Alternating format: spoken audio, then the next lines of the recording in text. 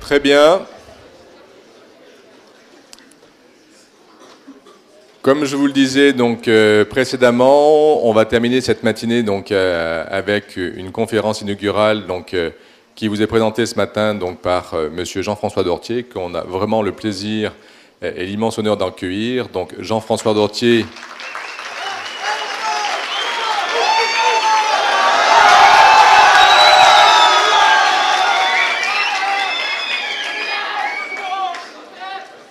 Vous voyez, en médecine, on est vivant. Donc Jean-François Dortier est le créateur et le rédacteur en chef de la revue Sciences Humaines.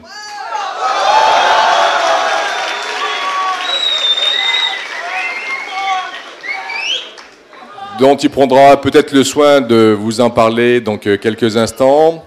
Cette revue Sciences Humaines est une revue effectivement donc que vous pouvez trouver, qui est accessible dans tout bon maison de presse, tout bon kiosque, et c'est une revue d'un très bon niveau scientifique, technique, philosophique, et qui aborde de manière effectivement tout à fait remarquable sur des revues monothématiques ou très généralistes, énormément de questions de la société, qu'elles soient dans le champ de l'anthropologie, de la philosophie, des questions sociales, de psychologie. Et moi, je prends toujours beaucoup de plaisir, effectivement, donc, à parcourir et à lire ces numéros. Donc, je ne suis pas là pour faire de la promotion et de la pub, mais si, peut-être que certains d'entre vous déjà la connaissent, je vous invite effectivement donc, à la découvrir. En tout cas, ce matin, c'était surtout pour effectivement donc l'exercice de style que l'on a demandé à Jean-François, c'était de faire justement un petit peu un propos introductif sur cette question du bonheur. Et je crois qu'il va nous inviter à un voyage. Et je l'en remercie. Je vous demande encore sincèrement, une fois que je vais passer le micro, de diminuer, comme disait Jean-François, donc les AK, pour que l'enregistrement puisse se faire dans de bonnes conditions, et ça a déjà démarré. Voilà. Merci en tout cas de votre attention, merci à Jean-François, et puis bonne conférence. Merci beaucoup. Merci à tous. Bon, vous êtes bien... Vous savez ce qu'on va faire? Moi, j'ai pas l'habitude d'intervenir devant un public aussi animé et aussi nombreux. Donc là, j'ai vu qu'il y avait donc des étudiants capables de faire un beau haka. Si vous voulez bien, je vais vous demander de me le refaire, je vais vous filmer, puis après on arrête. D'accord ?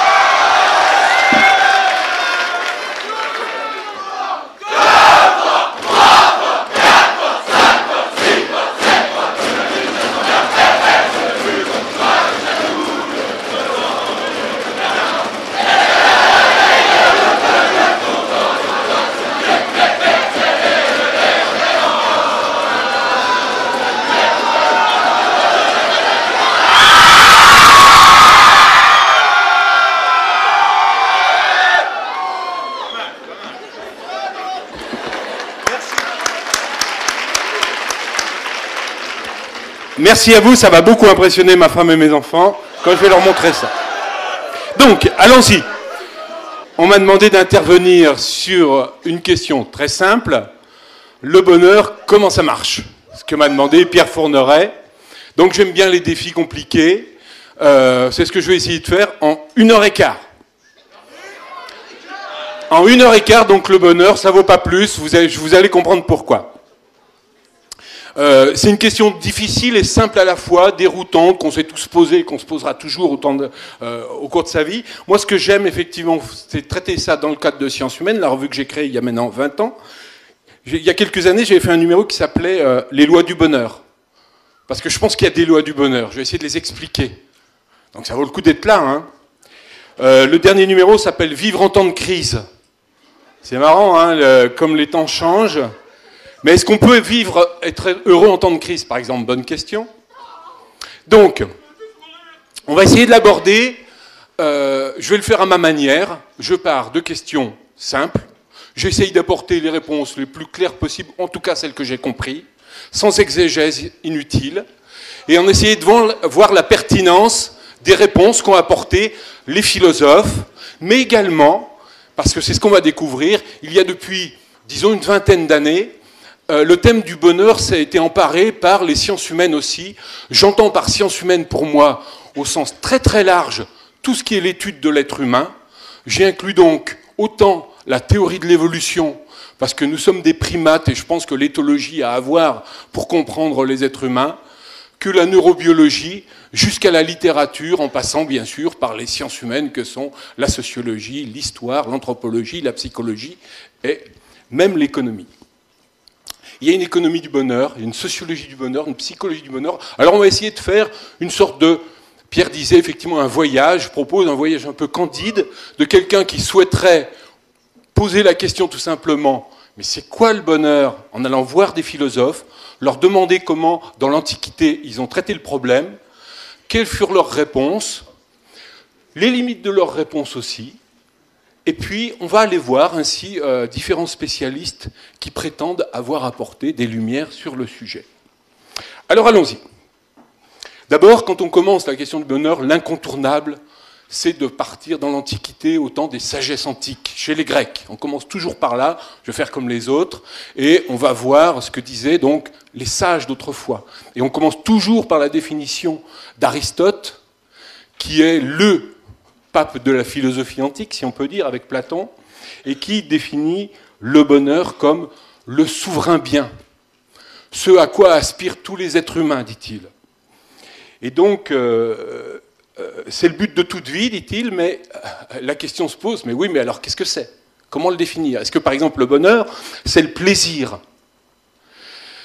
Si c'est le plaisir, est-ce que c'est un plaisir matériel, les plaisirs des sens, la nourriture, la sensualité, la sexualité, ou des plaisirs des relations humaines, l'amitié, l'amour, ou des plaisirs de l'esprit? Donc déjà, le mot plaisir, lui, il est un peu vague. Et puis il y a des plaisirs intenses et des plaisirs qui sont plus modérés. Il y a presque une loi qu'on pourrait établir de l'intensité du plaisir et inversement proportionnelle à sa durée. Par exemple, une joie, le concept de joie, qui est intégré au bonheur. La joie, c'est quelque chose d'éphémère et d'intense. La sérénité, c'est quelque chose qui a une plus longue durée, mais qui forcément est moins intense. Donc quand on dit le bonheur, c'est la recherche des plaisirs, oui, d'accord, mais on n'a pas beaucoup avancé. Donc il s'agit d'avancer un petit peu vers les différentes formules qui ont été proposées par les auteurs antiques. Alors commençons par eux. Un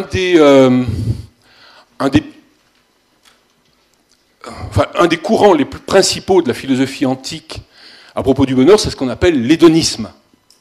Donc la recherche des plaisirs.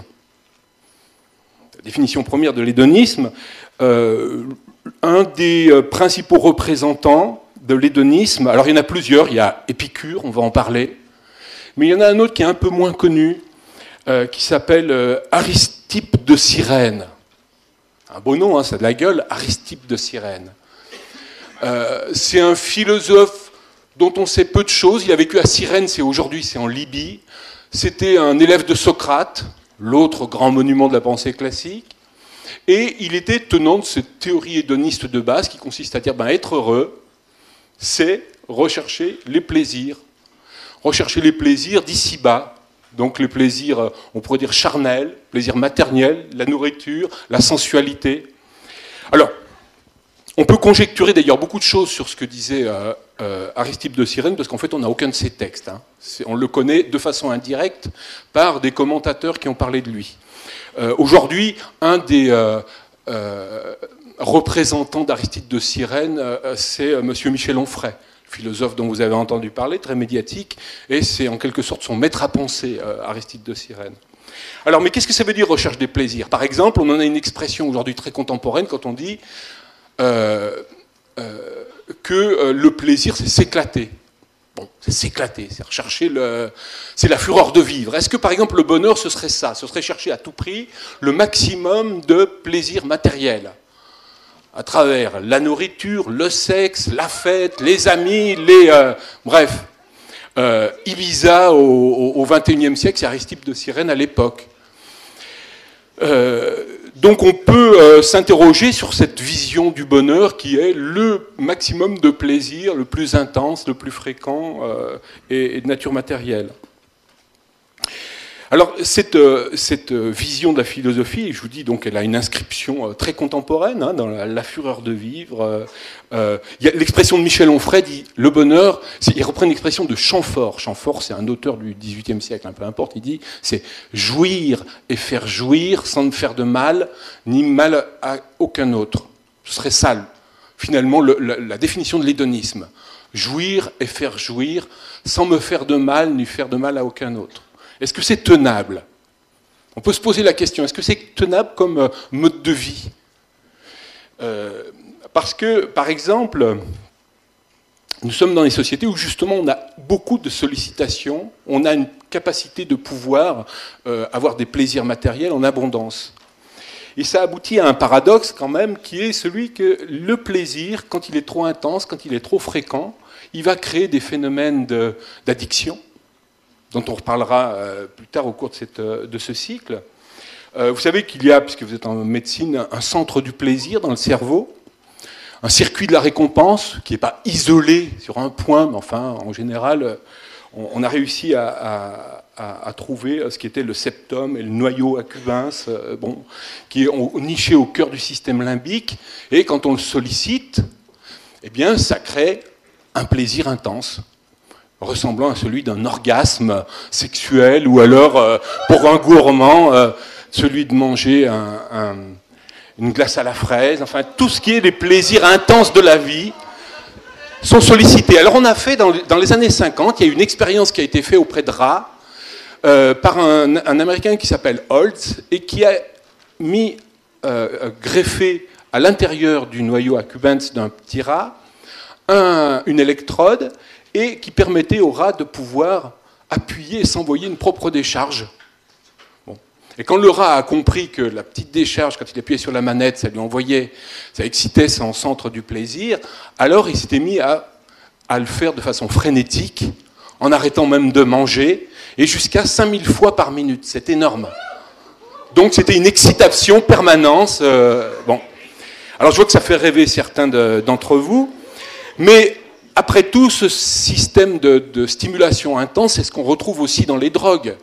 C'est ce que procurent les drogues. Or, chacun le sait aussi, le propre de la drogue, c'est de provoquer un plaisir intense, mais de provoquer aussi une addiction. Et de provoquer une sorte de gueule de bois une fois que c'est terminé. Donc, en quelque sorte, on devient dépendant de ce plaisir intense, on y est enchaîné, et comme le montrent ensuite la plupart des expériences des drogués, peu à peu, la courbe du plaisir diminue, la dépendance augmente, la liberté de choix de le faire diminue, la dépendance augmente. De sorte qu'au bout de quelques temps, outre le côté un peu épave de la personne qui devient dépendante aux drogues dures, aux drogues intenses, il s'habitue, parce qu'il y a un phénomène d'habituation du cerveau, qui fait que le plaisir devient de moins en moins intense, et la douleur, la souffrance du manque, elle augmente.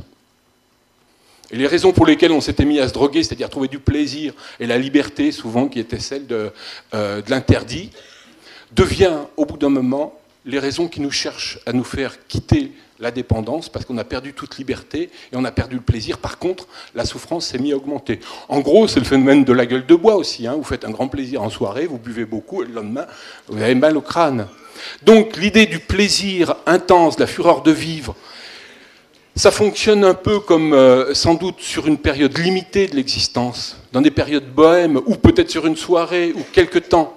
Mais ça peut difficilement être un mode de vie en permanence. Et cette définition du bonheur, donc, elle est peu crédible, à mon avis. Donc il y a eu d'autres auteurs qui ont cherché une définition un peu plus, on va dire, mesurée ou modérée du plaisir. Et je pense notamment à Épicure. Alors quand on parle d'Épicure et des épicuriens, il y a une fausse idée du terme, puisque justement le mot épicure au sens ordinaire veut dire les plaisirs des gens qui sont des hédonistes parce qu'ils aiment les plaisirs de la vie. Les plaisirs de la vie, c'est toujours à peu près les mêmes, justement. C'est la sensualité, c'est la nourriture, c'est le bon vin, c'est l'amitié, c'est... bon. Alors Épicure, qui vivait vers le IVe siècle avant Jésus-Christ, avait créé à Athènes un jardin d'Épicure. Alors le jardin d'Épicure, c'était un peu comme, c'était une école philosophique. À l'époque, on faisait des écoles philosophiques, hein, c'était des gourous qui rassemblaient leurs étudiants. Et donc dans ce jardin d'Épicure, on y cultivait les plaisirs modérés de la vie. C'est-à-dire qu'Épicure nous dit, bien sûr, le but de la vie, c'est le bonheur, c'est le plaisir, mais il faut distinguer les désirs. Et pour avoir le plaisir, il faut satisfaire un désir. Mais il y a les désirs qui sont naturels et ceux qui ne le sont pas. Il y en a qui sont nécessaires et d'autres qui ne le sont pas. Donc, par exemple, en matière de nourriture, pour être très concret, c'est pas d'être un fin gourmet qui est important, mais d'apprendre une nourriture saine. C'est d'apprendre à apprécier les choses simples. Ça nous parle aujourd'hui parce que c'est un peu, en gros, il faut manger bio. Hein, si Épicure était là aujourd'hui, il dirait qu'il faut manger bio. Pourquoi ? Parce que c'est lié intimement à sa philosophie du bonheur, qu'il résumait à travers, lui il disait d'ailleurs, la philosophie c'est une médecine de l'âme. La médecine de l'âme, selon Épicure. Et donc, le but c'est de traiter les souffrances et puis d'apporter un maximum de santé, d'équilibre intérieur. Alors, où trouver cette santé ? Alors, il y a une formule en quatre leçons de vie. On appelle ça le tétrapharmacone. Tétrapharmacone, ça veut dire 4, tétra. Pharmacone, c'est le remède. Et donc, quels sont ces remèdes de la vie, dit-il ? 1. Ne pas craindre les dieux. Il n'était pas athée, hein. À l'époque, il y avait peu de gens athées, ils étaient polythéistes. Les dieux, c'était Jupiter, c'était Mars, c'était ça. Mais tu sais, mais finalement, ils ne s'intéressent pas aux êtres humains. Donc, c'est pas la peine de se soucier des dieux. 2. Ne pas craindre la mort. Alors là aussi, c'est une idée aujourd'hui qui est devenue banale. Ben, quand je serai mort, finalement, je ne ressens plus rien, donc c'est inutile de craindre ce qu'il adviendra quand je serai mort, puisque je ne serai pas là pour éprouver la mort elle-même. Et donc, tous les fantasmes qu'on a de la mort, enfermés au fin d'un trou, ou privés de vie, ça n'a aucun sens, puisque je disparais et je ne suis plus rien, je n'éprouve plus rien, donc je ne dois pas craindre la mort. 3e leçon de vie, c'est rechercher les biens. Alors, je vous l'ai dit, les biens, pour lui, c'était les biens, les plaisirs simples de la vie. Donc se nourrir de façon équilibrée, et là il avait une idée qui est très contemporaine, hein, de la slow food ou de la nourriture bio. C'est-à-dire que si je mange trop, ben, je ne vais pas être bien, je vais grossir, je ne vais pas être bien dans mon corps. Si je ne mange pas assez, j'aurai faim. Donc il faut que je trouve un bon équilibre, une santé, un équilibre du corps. Et c'est la même chose pour l'amitié, c'est la même chose pour l'amour. Donc, on rejette un peu les excès, les passions excessives, pour rechercher la simplicité, ce qu'on appelle aujourd'hui la simplicité volontaire. Et ça vaut évidemment pour le rejet des vanités inutiles que sont le goût du pouvoir, le goût des richesses, le goût qui, au bout du compte, se retourne toujours dans son contraire et qui dévore celui qui est prisonnier du toujours plus de gloire, de pouvoir, de vanité. Bon. Alors là aussi, ça c'est des choses qui nous parlent. Mais on peut se demander si, au fond, ça peut être une philosophie de la vie. Est-ce que vouloir simplement être en bonne santé physique, aimer les choses simples, vivre dans le jardin d'Épicure, entouré d'amis, avoir des bonnes conversations, écouter de la musique, ça peut être une philosophie de la vie ? Pas sûr, c'est une philosophie de vacances, c'est une philosophie pour gîte rural, certainement, mais ça ne répond pas aux problèmes essentiels de l'existence. Vous devez trouver un travail, vous devez passer un concours, vous devez... Eh oui Peut-être qu'un jour, vous aurez des enfants, il faudra les éduquer. Et donc, cette philosophie, et c'est une épreuve, et vous avez peut-être d'autres grands projets, et donc, cette philosophie de la vie, on le comprend bien comme étant une posture contre les excès, mais est-ce qu'au fond, elle permet de se satisfaire pleinement de l'existence ? Pas sûr, parce que je vous dis, bon, avoir une nourriture équilibrée, c'est bien, mais on ne peut pas vivre uniquement pour ça. Alors il y a d'ailleurs des visions encore plus rigoristes de la tempérance au au temps des Grecs, c'était le stoïcisme. Le stoïcisme, c'est l'autre grande formule. Je vous ai dit l'hédonisme d'Aristippe de Cyrène, l'épicurisme, et puis le stoïcisme. Alors, le stoïcisme, c'est un immense courant philosophique aussi en Grèce et à Rome. Je crois que vous avez d'ailleurs en lecture obligée M. Sénèque, qui était un Romain, qui a fait ses lettres à Lucilius, qui est un des représentants de l'épicurisme. Avec les grands noms, c'est Épictète, Marc Aurèle, qui était empereur. Il faut savoir que le stoïcisme, donc, à l'époque romaine, c'était l'équivalent du christianisme. C'était d'ailleurs le concurrent, c'était à la fois une philosophie de la vie très générale, plutôt athée, qui pensait que tout est matière, donc qui ne croyait pas à l'existence des dieux, qui était une philosophie politique et également un art de vivre, comme ce doit être une philosophie au sens des Grecs, c'est-à-dire simplement une recherche de la vérité, mais aussi une recherche de l'art de vivre. Donc on était stoïcien, on portait une robe, on portait une barbe, on devait avoir une vie digne de ce nom. On devait faire honneur à l'humanité. Et donc faire honneur à l'humanité, c'était, on retrouve des thèmes quand même, qui est le bonheur, bien sûr c'est un objectif, mais c'est aussi une illusion. C'est une illusion d'un bonheur éternel, d'un bonheur absolu pour toute son existence.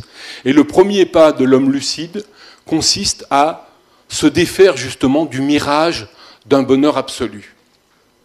Donc il y a une sorte d'idée de renoncement à l'absolu pour pouvoir apprécier vraiment les plaisirs de la vie. Et les plaisirs de la vie, pour le stoïcisme, c'est plutôt... Alors que l'épicurisme dit là c'est vraiment le plaisir, là c'est plutôt éviter la souffrance. Le stoïcisme est assez proche d'un autre courant qui est né en Asie, qui est le bouddhisme. Vous savez, les 4 vérités du Bouddha, hein, les 4 nobles vérités sont la vie et souffrance, première vérité, terrible. 2, la souffrance vient du désir frustré. 3, pour éviter les souffrances, il faut donc supprimer le désir. Et 4, comment faire? Alors il faut suivre l'octuple sentier. Alors l'octuple sentier, alors on redivise en 8 parties, c'est apprendre à penser juste, apprendre à... enfin, il y a 8 formules de sentier qui est la voie vers le bonheur. Bonheur qui n'est justement pas un bonheur absolu, qui est simplement se défaire de la souffrance. Alors c'est un peu tristounet, je vous l'accorde, comme objectif dans la vie, surtout quand on est jeune, surtout quand on a 20 ans, surtout quand on est en bonne santé. Bon, d'abord, c'est une vision assez pessimiste de l'existence, dire la vie est souffrance. Il n'y a pas que ça quand même. Donc, c'est pas certain que cette philosophie stoïcienne, elle puisse convenir d'abord aux gens qui sont assez heureux. Moi, personnellement, j'en fais partie. C'est pour ça que ça ne m'a jamais trop parlé, le bouddhisme ou le stoïcisme, parce que le postulat de base que la vie est souffrance, bon, ça va pour les gens malheureux. Donc c'est bien, pour revenir à l'idée d'Épicure, un remède à la souffrance. La philosophie serait un remède à la souffrance. Elle n'aide pas à être heureux, elle aide à supporter son malheur.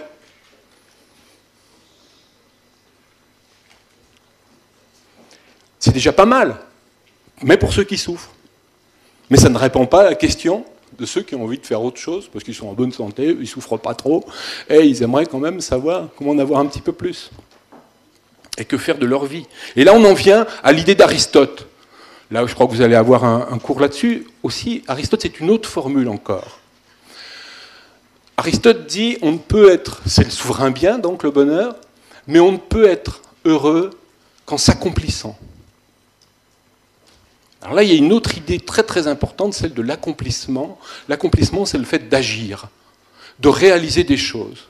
Là encore, on l'éprouve nous-mêmes au XXIe siècle et dans les siècles passés.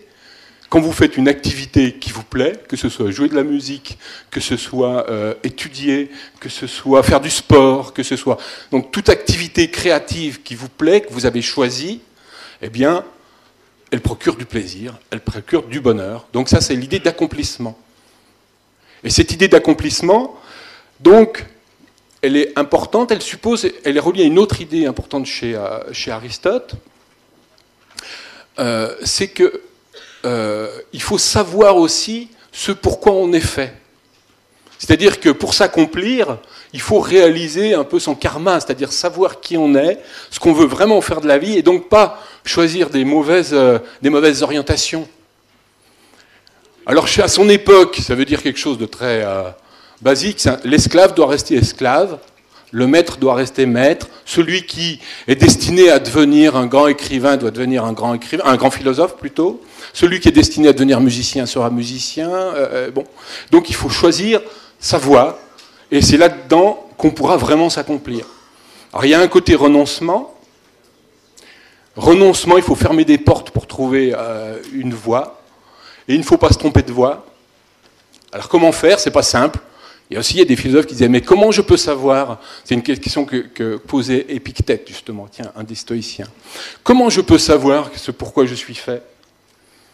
Et il prend une image, il dit, comment le taureau doit se comporter, enfin, si on prenait souvent des images animales, est-ce que je suis un tigre, est-ce que je suis un taureau, est-ce que je suis un mouton? Eh bien, Épictète dit, eh bien, c'est dans le combat, quand le taureau arrive, quand l'ennemi arrive, quand le défi se présente à nous, et là, certains vont se comporter en combattant, en guerrier, d'autres vont fuir, d'autres vont subir, et c'est donc dans les épreuves de la vie qu'on se révèle. On révèle qui on est. Mais c'est une autre question, on en parlera une autre fois si vous voulez bien et si vous me réinvitez. Ça pourrait être un autre sujet de réflexion sur le sens de la vie.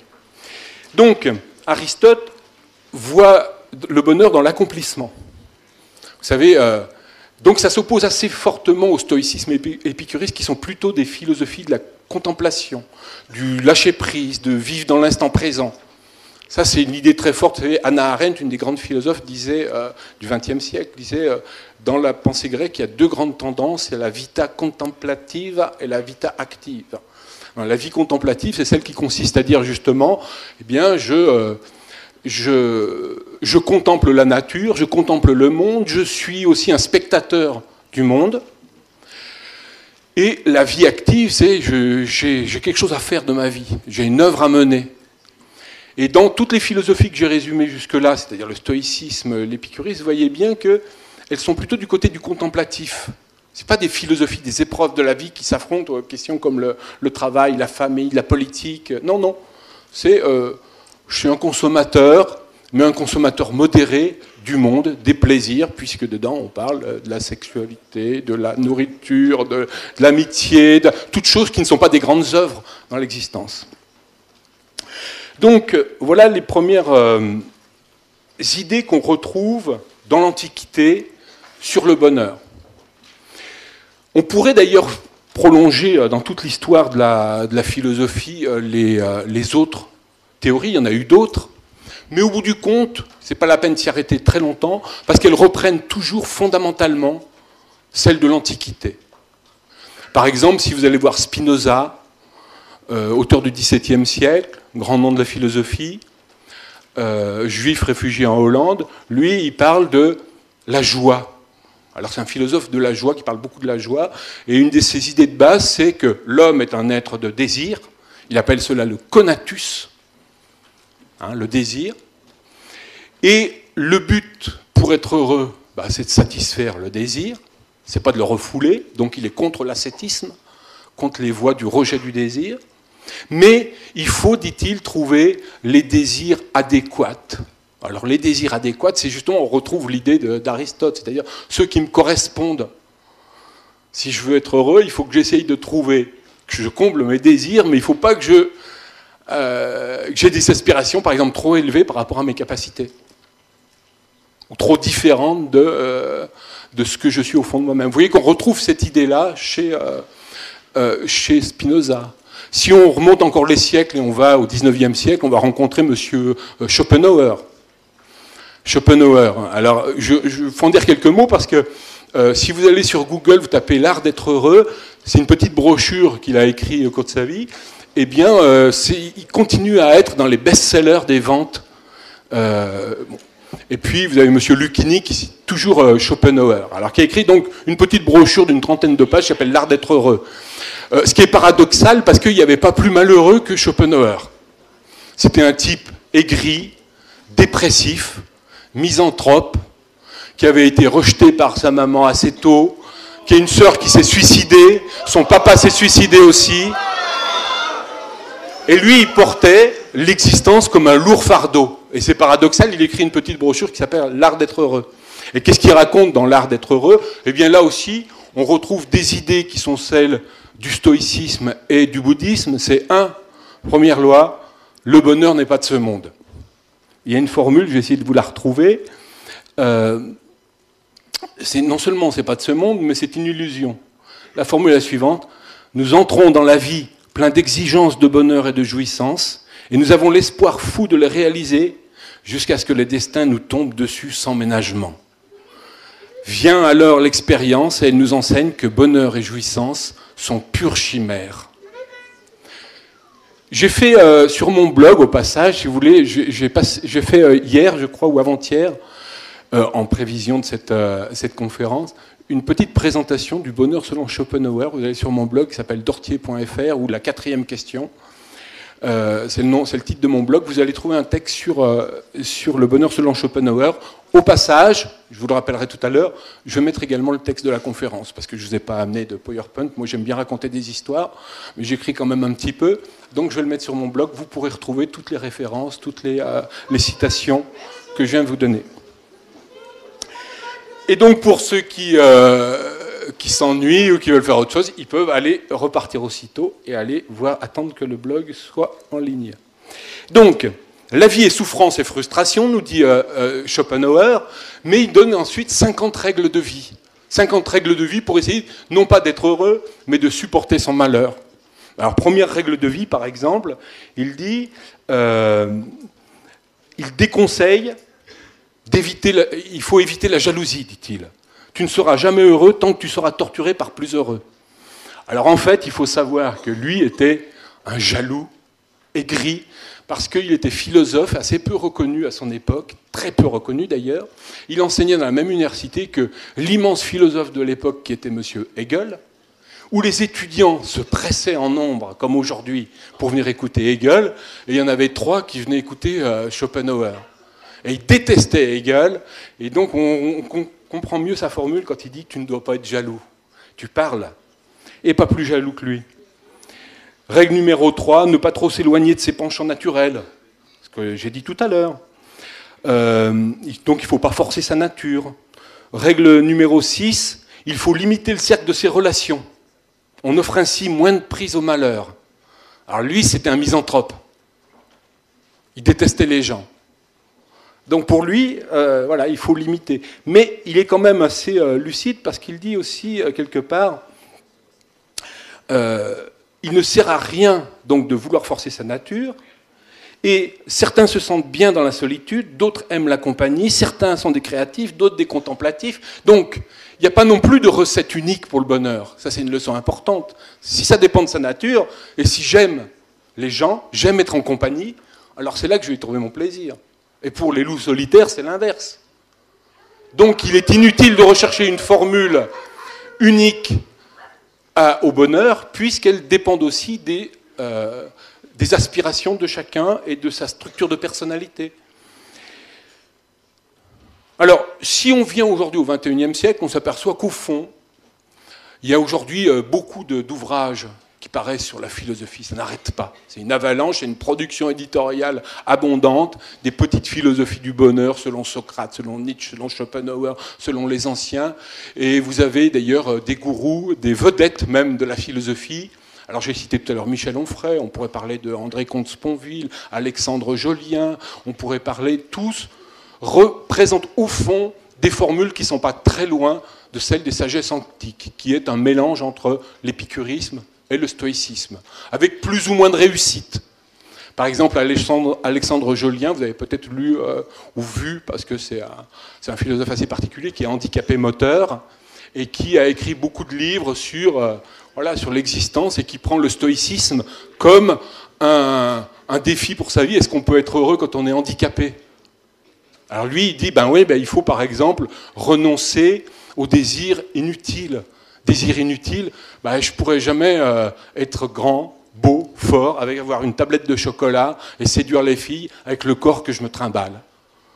Donc je dois accepter ma condition. Comme c'est un garçon honnête, d'ailleurs, il a écrit, je crois l'an passé, un livre qui s'appelle « Le philosophe nu », où il raconte que, en fait, c'est très difficile d'être à la hauteur de cette ambition. Même un désir qu'il sait par nature impossible, il ne sera jamais comme ses amis, beau, séducteur, et ça. Il dit, je ne peux pas m'empêcher de le vouloir. Et il raconte même un jour, il va en librairie, il achète un livre de Sénèque et de Spinoza, et puis il glisse entre les deux un petit manuel, c'est comment avoir un ventre plat. Parce que quand même, le soir, il fait quand même un petit peu de musculation vis-à-vis de sa femme, il aimerait bien quand même. Il aimerait bien ressembler à un type normal, voire un type beau, et ne pas se faire moquer de lui. Et il souffre quand il prend un bus, il raconte aussi une histoire, et des filles se moquent de lui, parce qu'en disant, regarde l'autre qui marche. Voilà. Et ça, il en souffre. Et il dit, normalement, le philosophe ne devrait pas en souffrir. Il devrait être au-dessus de ça. Et c'est même le b.a.-ba de sa philosophie. C'est apprendre à se dissocier des désirs inutiles ou des colères inutiles, des émotions qui n'ont aucun sens, puisque je n'ai pas de prise sur elles, elles ne devraient pas m'affecter. Donc, c'est une belle philosophie, il n'est pas sûr qu'elle soit aussi simple à vivre au quotidien. C'est donc un combat. Moi, personnellement, si vous me demandez ce que j'en pense, vous me demandez ce que j'en pense ? Bon. Je crois que ces philosophies, toutes ces philosophies, il faut bien comprendre dans quel contexte elles ont été faites. Elles ont été faites par des gens qui sont les philosophes antiques sont des jeunes gens de bonne famille, qui n'avaient pas à travailler, qui n'avaient pas d'autres loisirs que justement de débattre de philosophie, de se poser les questions de est-ce que je m'engage en politique, est-ce que je m'enrichis un petit peu plus ou pas. Mais par exemple, ils ne travaillaient jamais. Donc la question du travail, qui est une question éminemment importante dans la vie, quel métier je dois faire ? Et puis, donc, quand je travaille, je me confronte avec des gens. Et puis, je dois me mobiliser pour passer des diplômes ou des concours. Vous en savez quelque chose ? Donc, la philosophie qui consiste à dire il faut vivre dans l'instant présent, ça ne sert à rien de s'inquiéter pour un avenir inutile ou pour un passé qui est déjà passé, ce qui est un principe de base du stoïcisme, c'est très difficile quand on est un être humain. Parce que le propre de l'être humain, c'est justement de se projeter dans l'avenir, se soucier, de se préoccuper de son avenir. C'est de devoir travailler. Travailler, c'est se confronter à d'autres personnes, être parfois en conflit avec elles. C'est aussi vouloir avoir une famille, et puis avoir des enfants, et s'en occuper. Et ça, on ne trouve rien dans ces philosophies de la vie. Ce sont des philosophies de gîte rural, c'est comme ça que je les appelle, c'est-à-dire de vacances, qui nous aident voilà, à passer de bonnes vacances, des bons moments de repos, ou à supporter les douleurs. Donc on va passer, à mon avis, à d'autres, on pourra discuter de ça tout à l'heure, mais on va passer à un autre versant, un autre regard sur la philosophie, sur le bonheur, puisque je vous ai dit qu'on allait se promener un peu au regard non seulement des philosophes, mais aussi des sciences humaines, pour voir s'il y a d'autres façons d'envisager le bonheur en adoptant cette fois-ci un point de vue scientifique. Alors, qu'est-ce que ça veut dire un point de vue scientifique ? C'est utiliser les sciences de la nature, les sciences de l'humain, pour aborder la question du bonheur. Ça, c'est tout à fait nouveau. Je vous dis, ça a une trentaine d'années. Jusque-là, c'était le domaine réservé des philosophes, le bonheur. Et puis, il y a quelque temps, on s'est commencé à se poser la question. Par exemple, il y a une discipline qui est peu présente en France, mais qui existe beaucoup aux États-Unis, qui s'appelle la psychologie évolutionniste.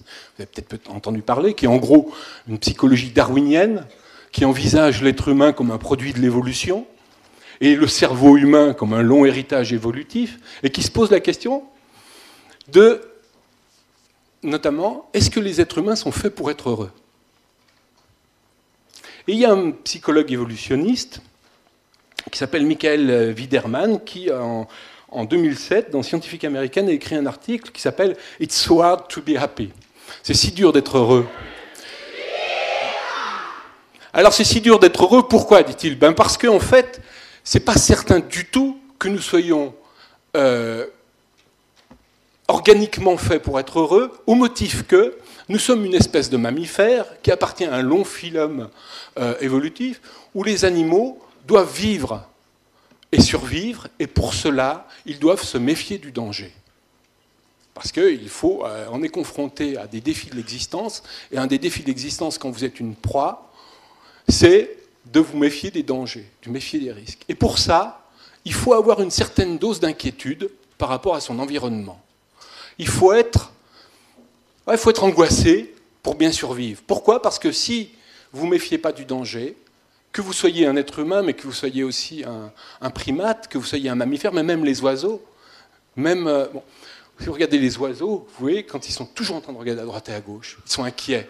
Si vous regardez des documentaires animaliers où vous voyez des antilopes, vous allez voir aussi qu'ils sont toujours en train de regarder à droite et à gauche, ils sont inquiets.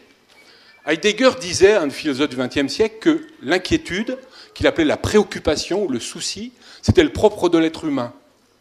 Propre de l'être humain parce qu'il se projette dans l'avenir et il s'inquiète pour son avenir. Moi, je pense que les animaux sont heideggeriens aussi.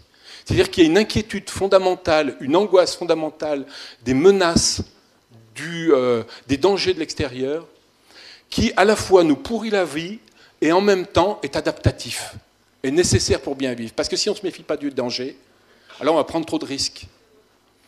Et donc, on va courir à la mort rapidement.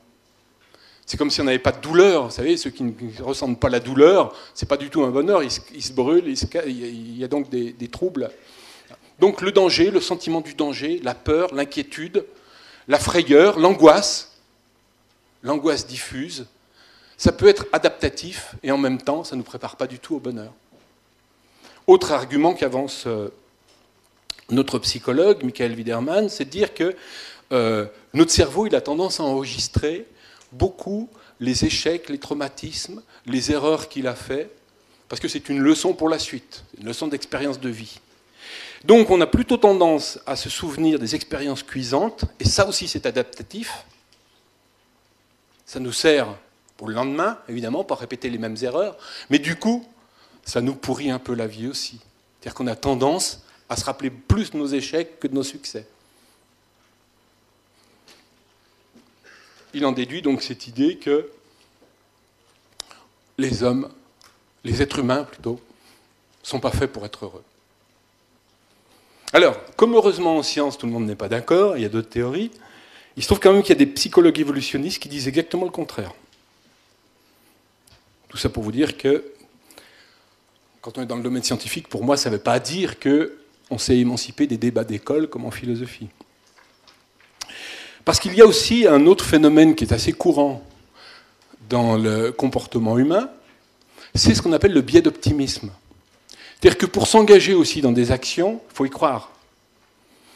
Il faut y croire, c'est-à-dire qu'il faut parfois être optimiste par rapport à la vie, au-delà, à nos projets, au-delà de ce qu'il est raisonnable de croire. Et ça, ce biais d'optimisme, il a été mesuré beaucoup en psychologie. Il a donné lieu d'ailleurs à un livre aussi, auquel je vous renvoie et je mettrai sur mon blog, de Tali Charlotte, qui est une chercheuse en neurosciences, qui a publié l'an passé un livre qui s'appelle « Tous programmés pour être optimistes », qui est la thèse exactement inverse que celle que je viens de signaler, et qui consiste à dire, et qui consiste à démontrer, par de nombreuses expériences psychologiques, c'est qu'on a toujours tendance à être optimiste par rapport à l'avenir, à se croire plus fort que l'on est. Et d'ailleurs, c'est ce qu'on fait en début d'année avec les résolutions. Ah, cette année, je vais arrêter de faire ci, je vais faire ci, tant de choses. Ah, pour demain, on sera capable de faire tant de choses. On les a déjà oubliées dans les résolutions d'il y a 15 jours? Non? Bon, tant mieux. Tant mieux. Mais on a toujours tendance à en faire trop, a toujours tendance à y croire, et puis à recommencer la même erreur. Et ça, c'est un biais d'optimisme. Et ça nous rend la vie plus agréable, parce qu'on a le sentiment, finalement, qu'on y arrivera un jour, même après avoir répété des échecs, eh bien, il y a plein de gens qui disent « Oui, mais demain, c'est le bon. Cette fois, je vais y arriver, c'est sûr. Je suis né sous une bonne étoile. » C'est ça le biais d'optimisme aussi. Quand on fait, par exemple, des sondages auprès des Français pour savoir s'ils sont optimistes ou pas par rapport à l'avenir, vous savez que les Français, c'est les plus pessimistes au monde. Ils disent « Non, le monde va mal, les guerres, les crises... » Bon. Mais quand on demande « Mais vous, comment ça va ?» « Ah, mais moi, ça va. Moi, je ne me plains pas. » Donc, il y a un pessimisme énorme par rapport, s'il vous plaît, il y a un pessimisme énorme par rapport à la société, mais on a toujours un optimisme personnel qui est plus important. Et ça nous aide à vivre. C'est la petite lueur qui nous fait vivre quand même, qui nous fait croire que demain sera meilleur qu'aujourd'hui, pour soi. Donc, vous voyez qu'en matière de psychologie évolutionniste, on peut dire une chose, l'homme n'est pas fait pour être heureux, puis en même temps, au fond, il est quand même optimiste. C'est un peu contradictoire, hein, je suis désolé, mais c'est comme ça. On pourrait s'interroger, toujours en restant dans le domaine de la biologie, si finalement il n'y a pas aussi des gens qui sont plus heureux que d'autres constitutionnellement. C'est-à-dire, est-ce que finalement il n'y a pas des gens qui sont programmés pour être heureux et d'autres qui seraient programmés pour le malheur? J'entends programmés par le fait que dans les gènes, il y aurait une production de sérotonine. Vous savez que la sérotonine, c'est la fameuse hormone qui donne de l'optimisme. Hein, on va la mettre dans les antidépresseurs, qui va permettre de booster ou pas l'existence, de voir la vie en rose ou plutôt en gris. Et ça, tout le monde le sait. Tout le monde sait qu'il y a des gens autour de soi qui sont plutôt déprimés, tristounets, toujours malheureux, toujours droupis. Hein, et puis d'autres qui sont plutôt heureux. Et quel que soit ce qui leur arrive, eh bien, on va avoir des personnalités plutôt dépressives, plutôt déprimées. Je ne parle pas des dépressions sévères, hein, mais plutôt tristounettes, et puis d'autres plutôt optimistes.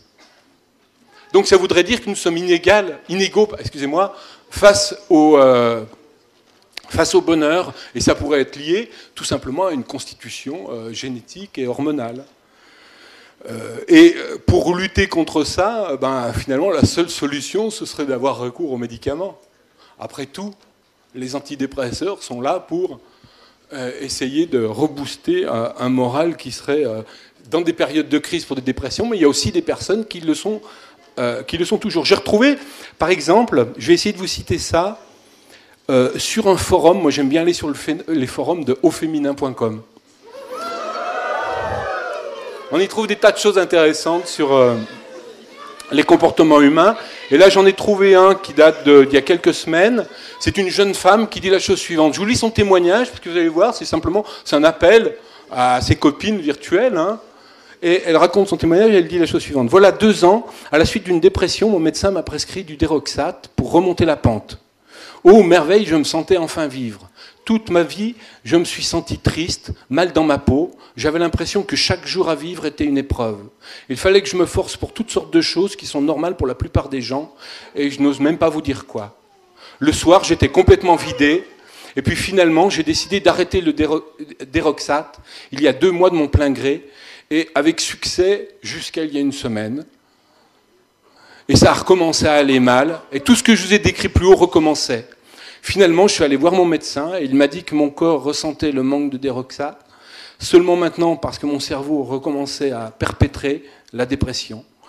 Il fallait donc que je fasse un choix selon lui entre soit je prends du Deroxate, mais peut-être pour toute ma vie, et je serai plus sereine, plus heureuse, soit je n'en prends plus et je devrais lutter et l'accepter toute ma vie. Ça me déprime profondément. J'ai donc recommencé à le prendre aujourd'hui, mais avec la culpabilité et le sentiment d'avoir besoin d'une pilule magique pour être heureuse au quotidien, car j'en suis incapable sans. Qu'est-ce que vous en pensez? C'est elle qui pose la question auprès de ses amis. Donc vous voyez que voilà, il y a des gens qui sont plus ou moins gâtés en matière de bonheur, et on n'y pourrait pas grand-chose si ce n'est peut-être des pilules du bonheur qui s'appelaient le Prozac, on appelait ainsi le Prozac, hein, ou le Lexomil. Donc, mais je crois que Pierre en reparlera plus longuement. Donc il y a, vous voyez, des façons d'étudier le bonheur aussi à travers la biologie, la théorie de l'évolution, à travers les neurosciences. Il y a même maintenant justement des neurosciences du bonheur qui se développent. Alors quittons le domaine des sciences de la nature, parce qu'il faut quand même que j'ai encore combien de temps? Un quart d'heure? Plus, hein, un peu plus. On va aborder un autre sujet. Non, j'ai oublié de ça, oh non, encore une demi-heure, allez. Parce qu'il y a encore plein de choses à dire, notamment, rentrons dans le champ des sciences de l'humain. C'est développé aussi depuis quelques années une économie du bonheur. Alors, qu'est-ce que c'est une économie du bonheur? Ça se formule par une question toute simple, c'est est-ce que l'argent fait le bonheur? La formule courante. Est-ce qu'il y a un rapport entre la richesse matérielle et le bonheur. Jusque-là, on résolvait la question par des formules plus ou moins plaisantes, que vous connaissez toutes. Le bonheur, l'argent ne fait pas le bonheur, mais il y contribue. J'aime bien, moi, celle de Jules Renard, qui disait non, si l'argent ne fait pas le bonheur, ben, rendez-le. Il y en a une autre aussi d'Alexandre Vialat, que j'aime beaucoup, c'est l'argent ne fait pas le bonheur, surtout quand on en manque. Bon, c'était assez marrant. Mais celle que je préfère, c'est celle d'un humoriste anglais, qui s'appelle Millikan, qui disait « L'argent ne peut vous procurer le bonheur, mais il peut vous apporter des formes de malheur plus plaisantes. » Elle est mignonne, celle-là. Alors, au-delà des formules, on peut se demander quand même si on ne pourrait pas étudier objectivement le lien entre le niveau de richesse et le bonheur. Eh bien, ça a été fait. Et ça a été fait même depuis quelques années de 1000 manières. Par exemple, on a mené des enquêtes auprès des gagnants du loto. C'est assez anecdotique, mais c'est assez intéressant parce qu'il y en a pas mal maintenant. Et d'ailleurs, c'est diligenté par les sociétés nationales de l'auto qui mènent des enquêtes pour savoir le degré de bien-être avant et après avoir gagné au loto. Alors on trouve des histoires qui sont parfois tragiques et qui vont dans le sens de non, l'argent ne fait pas le bonheur. Par exemple, si vous prenez le cas de monsieur John Whittaker, qui était un routier américain qui est connu pour avoir gagné en 2004 le plus gros gain de toute l'histoire des jeux d'argent. C'est un routier, il habite en Virginie, un jour il s'arrête pour prendre un sandwich, ça se passe donc en fin 2003, et puis en même temps il prend un ticket, et son ticket va lui donner, ça va être le ticket gagnant, il va avoir 350 millions de dollars au bout de son ticket. Donc il fait la une des journaux, sa vie est transformée, il fait beaucoup de jaloux, évidemment, puis on n'en entend plus parler pendant 2 ans. Puis 2 ans après, non, il ne s'est pas suicidé, mais d'un seul coup, il va refaire les journaux, mais simplement parce qu'il a eu une affaire, il s'est fait virer d'une boîte de jeux, où il continue à aller jouer dans un casino, où on lui avait volé de l'argent, il s'était battu avec quelqu'un, et là on découvre qu'il est en train de décliner. C'est un type qui ne travaillait plus et qui vivait uniquement, qui était devenu alcoolique, et qui était en train ouais, sa vie était en train de partir en sucette, comme on dit. Le plus grave, c'est que 6 mois plus tard, dans sa belle maison qu'il avait achetée, où il faisait vivre ses enfants et autres, la petite amie de son fils fait une overdose de drogue. Elle meurt. Et donc on s'aperçoit à travers cette anecdote-là combien l'argent aussi, c'est ce qu'avaient dénoncé évidemment les philosophes antiques, peut être aussi un moyen de dissoudre les relations humaines, peut être un moyen factice d'apporter un bonheur pendant un moment. Bon. Mais vous allez me dire, ça c'est qu'une expérience. Hein. Il y a des livres qui ont été écrits, j'ai trouvé notamment un récit d'une chercheuse américaine, d'une journaliste américaine plutôt, qui a fait une enquête auprès des gens qui étaient devenus riches soudainement suite à un gain au loto ou à un héritage. Et puis, elle a écrit un livre qui s'appelle « La face sombre de la richesse ». Elle raconte le cas d'un jeune homme justement qui s'appelle Sam, qui lui a hérité d'une très très grosse fortune familiale à l'âge de 21 ans. Et donc, il n'avait même plus besoin de travailler, il pouvait être retraité. Ça. Mais son but à lui, c'était de devenir écrivain. Mais il n'était pas bon écrivain. Et donc, vous pouvez avoir tout l'argent du monde, si votre but c'est d'être un écrivain et que vous n'y arrivez pas, l'argent ne va pas vous le donner. Donc, vous voyez, ces anecdotes-là montrent évidemment, tempèrent le lien entre richesse et argent. Mais ce n'est que des anecdotes. Il faudra en savoir un petit peu plus quand même pour objectiver cette relation. Et heureusement, on dispose d'études pour objectiver cette relation. Par exemple, il y a des enquêtes, maintenant, des échantillons plus larges de gagnants au loto, pour savoir comment augmenter leur bien-être. On en a quelques centaines. Par exemple, j'ai retrouvé une enquête de 2004 qui interroge 249 gagnants du loto. Et quand je dis des gagnants du loto, c'est plus d'1 million d'euros. Et on leur demande, est-ce que vous êtes plus heureux que vous l'étiez avant? Les résultats sont mitigés. Pour la moitié, oui. Pour 40%, non, c'est pareil. Et pour 10%, c'est pire. On a trouvé une autre enquête, j'ai trouvé une autre enquête que vous trouvez également sur mon blog, qui a été faite par les Britanniques aussi, qui est assez intéressante. Elle prend 6 ans plus tard ce que sont devenus les gens qui ont gagné au loto. Et là, elle les interroge et on s'aperçoit que 6 ans plus tard, pour la plupart des gens, ils sont revenus à leur état psychologique antérieur, selon leur déclaration. C'est-à-dire qu'ils ont connu un moment de bonheur intense, puis petit à petit, vous savez, les plaisirs, ils s'usent. Vous allez dans les grands restaurants, vous faites des voyages, mais au bout d'un moment, c'est comme s'il y avait un mécanisme d'adaptation à sa situation nouvelle qui fait qu'on n'éprouve plus de joie. Comme quand vous avez le bac, hein, vous êtes très très heureux le premier jour, c'est comme si vous aviez gagné le loto, vous êtes fou de joie, pendant une semaine, pendant les vacances qui suivent, c'était pour hier pour vous, mais moi c'était il y a 30 ans. Bon, je peux vous dire, je ne me réveille pas le matin en me disant « ça y est, j'ai le bac !» Non, on diminue. Je vous en raconterai une tout à l'heure d'ailleurs sur le bac, ça me fait encore souffrir. Donc, on a aussi des enquêtes encore plus approfondies, là, enfin, sur un plus vaste échantillon, sur les liens entre le niveau de revenu des populations et leur niveau de bien-être. Alors ça, c'est assez intéressant. Là, il ne s'agit plus de gagner en loto, c'est des enquêtes qui disent, mais finalement, est-ce qu'on peut faire des sondages pour connaître les niveaux de bien-être des gens? On leur demande de classer, est-ce que vous êtes heureux sur une échelle de 0 à 10? Et puis, combien vous gagnez?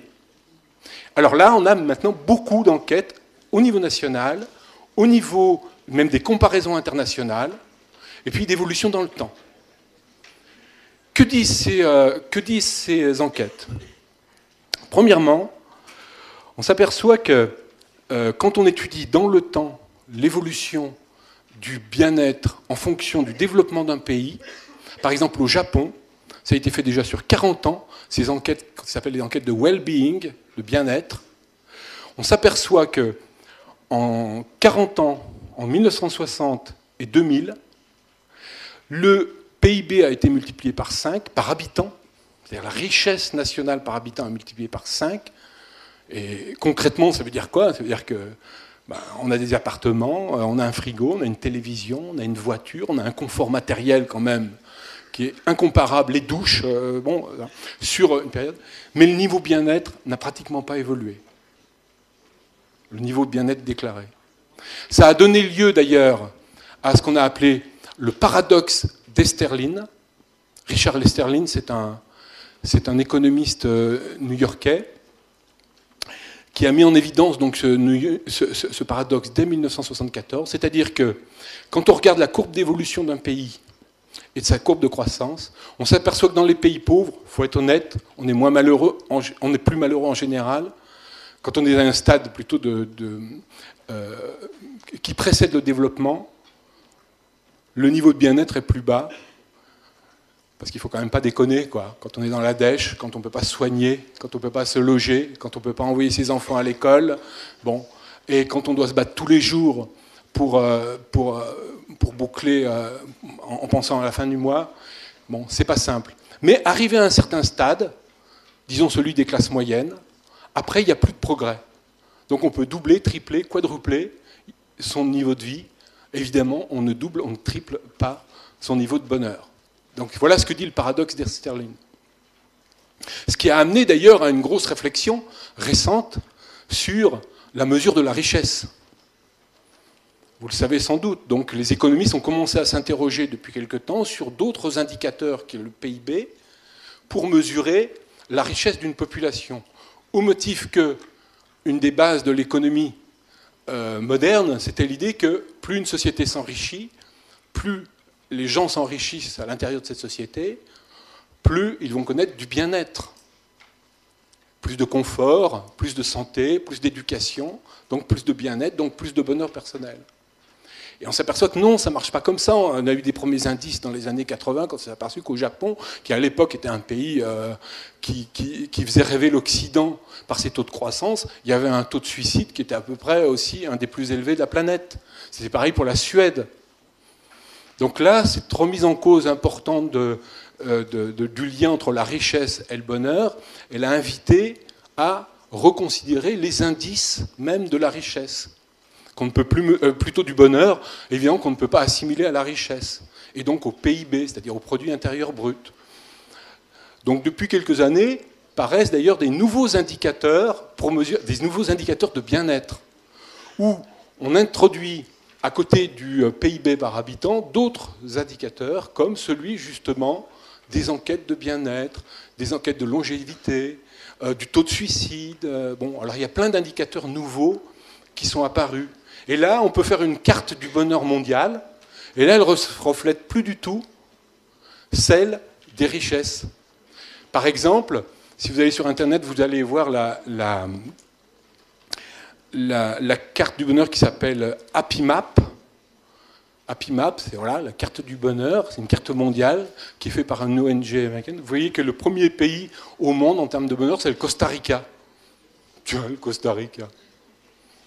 Plus, ça veut dire la côte riche. Enfin, c'est pas connu comme étant le pays. En deux, le Vietnam. Alors, les Français, ils arrivent en 26e position entre la Slovénie et l'Ukraine. Enfin, un truc où on n'a pas envie d'être, quoi. Excusez-moi pour les amis ukrainiens ou les Slovènes, mais bon, on n'avait pas l'habitude de se mesurer comme ça. Donc on a aussi des mesures qui sont faites à l'intérieur d'un pays pour savoir si en fonction des classes sociales, des niveaux de revenus, eh bien, il y a une corrélation avec le bonheur. Parce que souvent c'est difficile d'un pays à l'autre, on n'est pas sûr que les enquêtes sont les mêmes, qu'on prend tous les indicateurs, bon bref. Alors au sein d'un pays, au moins une certaine homogénéité dans les revenus, dans les enquêtes, bon. Et là encore, le paradoxe d'Esterlin marche relativement. Il est contesté. C'est-à-dire qu'on s'aperçoit quand même que, comme je vous le disais, dans les basses couches de la population, dans les populations les plus pauvres, les plus précarisées, non, il n'y a pas autant de bien-être que dans les classes moyennes. Et dans les classes moyennes supérieures, on a quand même significativement un bien-être supérieur. Mais ce n'est pas du tout une relation proportionnelle. Pas du tout, du tout, du tout. Ce qui amène donc à dire, la plupart des spécialistes, enfin plutôt si on fait le bilan de ces recherches, on est amené à dire quelque chose comme... Comment je l'ai formulé? Il y a une relation entre la richesse et le bien-être, elle existe, mais c'est une relation qui est faible. C'est tout ce qu'on peut dire. C'est pas grandiose hein, comme résultat, mais c'est comme ça. Mais on le comprend intuitivement, quoi. Dans la dèche, c'est pas facile à vivre, mais si vous avez beaucoup d'argent, c'est pas pour autant que vous êtes plus heureux. Donc il faut aller un petit peu plus loin, creuser cette relation. Donc on s'est demandé, mais alors quels sont les facteurs qui agissent si ce n'est pas la richesse? Et là, on a aussi beaucoup d'autres enquêtes qui ont porté, est-ce que c'est le travail? Est-ce que c'est la famille? Est-ce que c'est la religion? Est-ce que c'est l'âge? Et là, on a plein d'enquêtes sur le bonheur au travail. Alors là encore aussi, bon, il y a un truc pas révolutionnaire, on s'aperçoit que les gens qui ont un travail sont plus heureux que les chômeurs. Bon, c'est pas extraordinaire. J'aurais aimé trouver des choses, par exemple, des comparaisons entre ceux qui travaillent et des inactifs. Inactifs au sens retraité, ou des femmes qui ont fait le choix de ne pas travailler, est-ce qu'ils sont plus heureux? C'est pas si simple que ça à trouver comme résultat. Et quand on aussi mène des enquêtes sur le bonheur et le travail, on s'aperçoit qu'il y a bien une relation, c'est-à-dire que la plupart des gens disent oui, dans mon travail je suis heureux, mais en même temps, le stress n'arrête pas d'augmenter. Donc c'est pas aussi simple que ça de mesurer le lien entre le travail et le bonheur. Ce qui amène d'ailleurs certains chercheurs à affiner un peu les enquêtes et à se dire non pas est-ce que votre travail vous plaît ou pas, mais à mesurer au sein d'une journée qu'est-ce qui vous plaît dans votre travail ou pas. Les réunions, travailler tout seul, et donc là on a quand même des indices plus précis de ce qui sont les facteurs du bonheur. Et là encore, on découvre quoi? Ce qu'avaient déjà anticipé les philosophes, c'est-à-dire que oui, le travail c'est important, parce que c'est un facteur de reconnaissance, c'est un facteur d'épanouissement, c'est un facteur... ça amène de l'argent aussi, donc le travail ça compte. C'est indéniable. Mais, l'enfer c'est aussi les autres. On doit malheureusement travailler avec des gens, et quand il y a du conflit au travail, ça vous pourrit la vie. Il n'y a rien de pire. Donc, à la fois, il est indispensable d'avoir un travail pour trouver un certain épanouissement, et pour dire les choses crûment, on s'emmerde au bout d'un moment quand on est en vacances. C'est pourquoi d'ailleurs les philosophies de l'épicurisme, du stoïcisme, qui sont des philosophies de vacances, ne résolvent pas la question de la vie. Donc on a besoin d'activité, on a besoin de s'accomplir, on a besoin d'avoir des épreuves, et le travail procure cela. Et on voit beaucoup de retraités qui continuent à s'accrocher ou à faire des activités, y compris bénévoles, parce que c'est une façon de s'épanouir. Mais en même temps, dès lors qu'on est enclenché dans un milieu de travail, alors ça va générer aussi du stress, des conflits. Vous voyez, le bonheur et le malheur s'accrochent bras l'un à l'autre aussi. On peut dire la même chose sur la famille. Un des facteurs les plus importants, quand on mène des enquêtes sur le bien-être, on s'aperçoit que le fait d'être en couple apporte un bénéfice en termes de bien-être par rapport au fait d'être célibataire, ou d'être seul plutôt. Pas célibataire, parce qu'on peut être célibataire, ne pas être seul, mais bon. Au fait d'être seul, d'éprouver de la solitude.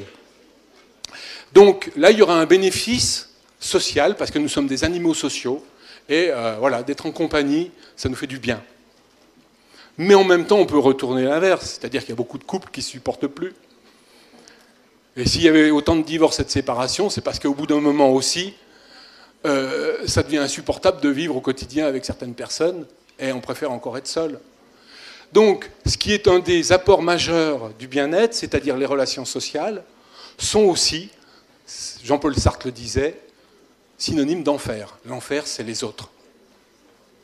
C'est compliqué, hein ? On a mené des enquêtes aussi sur le lien entre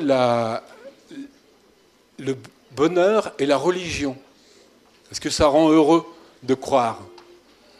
Les philosophes athées disent non, non, non, parce que ça, on reporte sa vie dans un au-delà, alors que, donc c'est l'opium du peuple, quoi.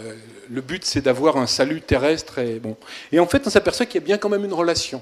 C'est-à-dire que les croyants sont plus heureux en moyenne. Il y a beaucoup d'enquêtes qui sont faites aux États-Unis là-dessus, assez peu en Europe, sont plus heureux en moyenne que les non-croyants. Est-ce que c'est un bénéfice de la prière ? On n'en sait rien, ou de la croyance en tant que telle. J'ai retrouvé un petit livre de développement personnel qui date de 1727,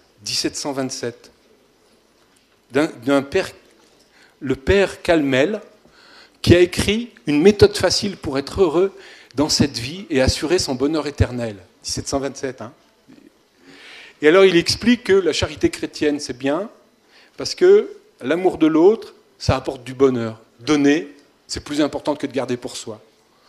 Et donc, on est doublement gagnant, parce que le chrétien réalise un double bénéfice, il a un plaisir immédiat, et en prime, il a le salut éternel quand il donne ce qu'il a. Alors ça, c'est le bonheur selon Mère Teresa, quoi, vous voyez. Les catholiques ascétiques qui donnent tout, qui n'ont rien, et puis finalement on les voit heureux, dynamiques. Peut-être que c'est une leçon du bonheur. On a mené des enquêtes aussi sur l'âge et le bonheur. Est-ce qu'il y a une relation au cours de la vie ? Eh bien oui, il y en a une relation. À quoi elle ressemble ? Elle ressemble à une courbe en U. C'est-à-dire qu'on s'aperçoit que le bien-être est supérieur à 20 ans qu'à 40. Donc il y a une baisse progressive au fil du temps, entre 20 et 40 ans. Là. Autant dire ce qui vous attend, là, c'est vraiment la vie de merde, quoi. Hein. Vous avez 20 ans. Par contre, après, on remonte la pente. Le U remonte. À partir de 60 ans, on retrouve un niveau de bien-être qui est équivalent à celui de 20 ans. C'est étonnant. Donc, moi, je suis en train de remonter la pente, par exemple.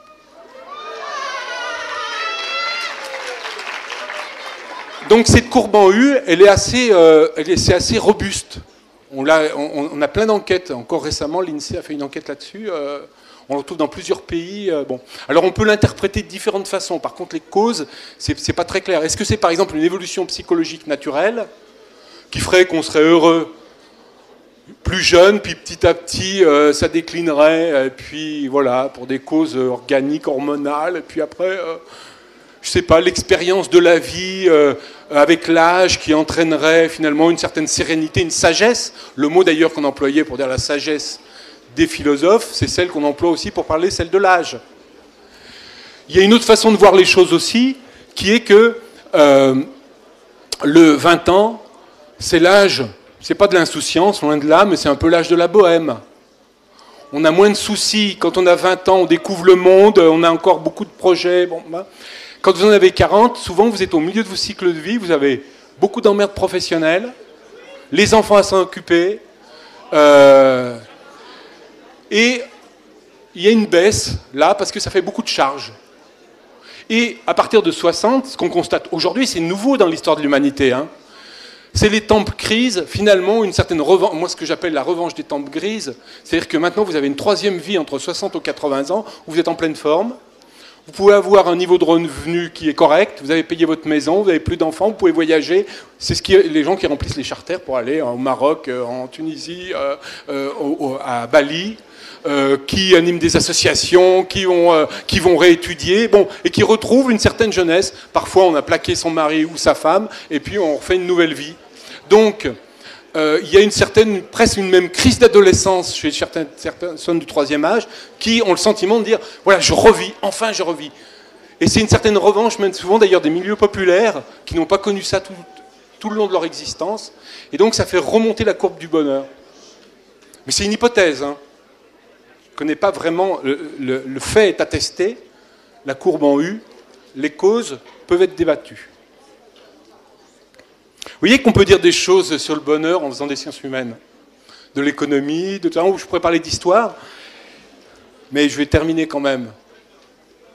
On parlera de l'histoire si vous avez des questions là-dessus, parce qu'il y a une histoire du bonheur aussi. Il y a aussi un apport d'une discipline récente qui s'appelle la psychologie positive. Alors la psychologie positive, ça part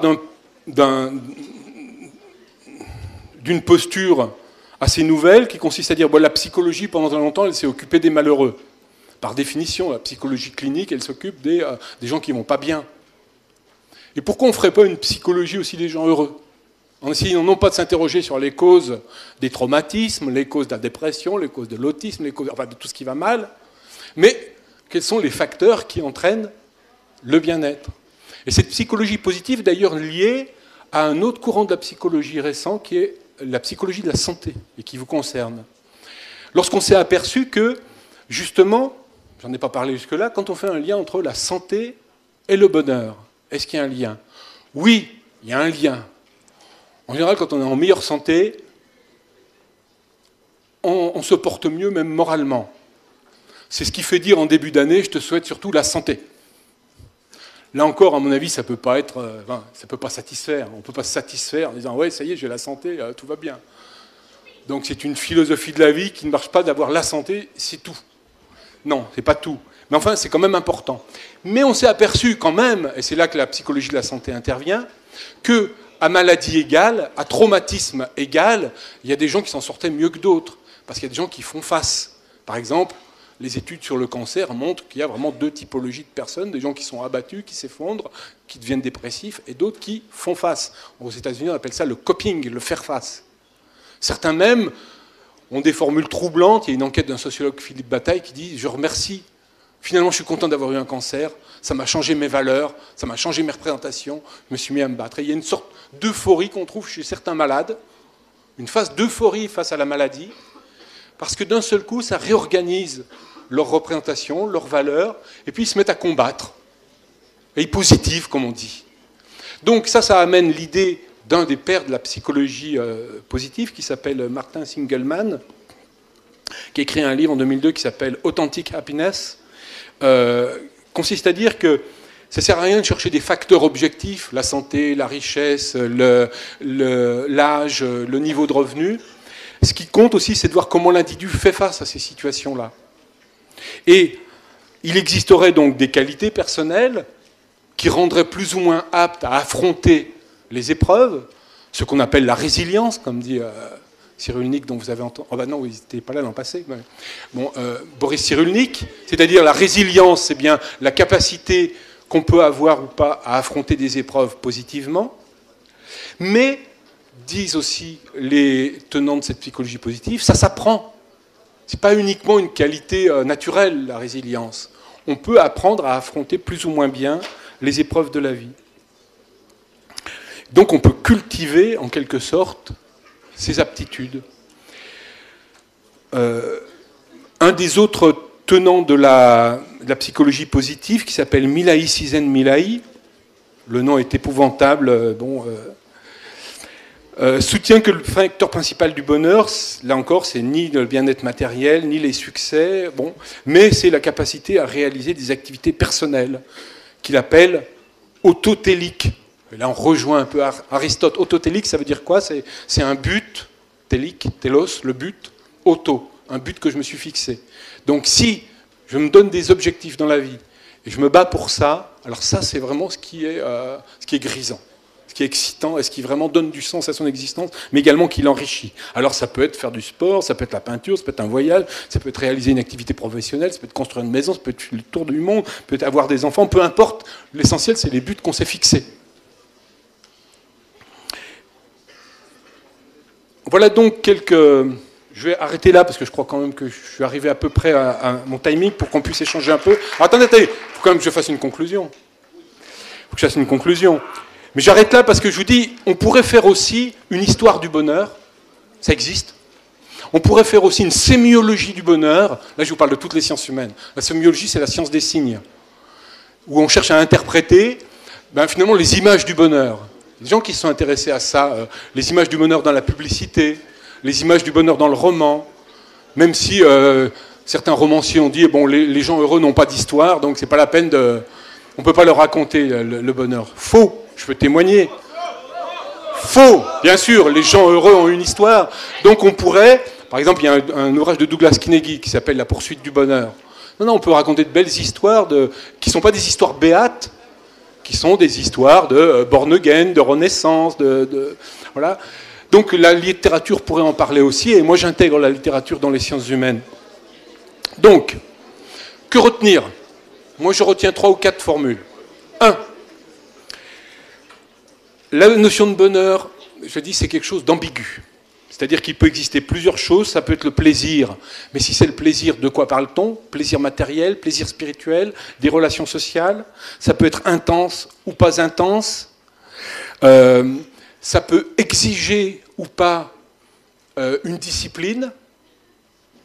L'autre jour, je courais. Je suis marathonien. Moi, c'est mon plaisir. Et en courant, je rattrape une jeune femme et je discute avec elle, qui courait plus vite que moi, et je la rattrape et on commence à discuter un peu. Et comme je préparais... Non, pas du tout pour ça. L'objectif était beaucoup plus prosaïque que vous le croyez. Même pas... Non, c'était pas de conclure, c'était de la doubler et de montrer que j'étais le mec et qu'elle devait rester derrière. C'était encore plus archaïque. Malheureusement, elle était un petit peu plus forte que moi. Alors on a quand même discuté un peu et je lui dis mais pourquoi vous courez? Elle me dit c'est parce que ça me fait plaisir. Ça me fait plaisir. Je lui dis non, faux. Tous les coureurs à pied, surtout les marathoniens, parce qu'elle préparait le marathon comme moi, savent bien que se mêle cette réponse générale, quand on creuse un peu, elle ne reflète pas la réalité des choses parce que c'est un défi qu'on s'est fixé, mais on souffre beaucoup. Parce qu'il faut sortir 3 ou 4 fois par semaine, parce que parfois il fait froid, parce qu'on n'a pas envie. Donc, oui, on connaît ce qu'on appelle le high run, parfois, au bout d'une heure et demie de course, il y a des endorphines où on se sent bien, mais il y a quand même beaucoup de souffrance aussi, il y a beaucoup d'efforts, il y a beaucoup de combats contre soi-même. Et le coureur qui veut se donner des objectifs, il est obligé de donner une discipline de vie. Pour revenir à la question du plaisir, dans toutes les activités humaines qui demandent un effort, le sport... Ça peut être passer un concours, ça peut être écrire un livre, ça peut être...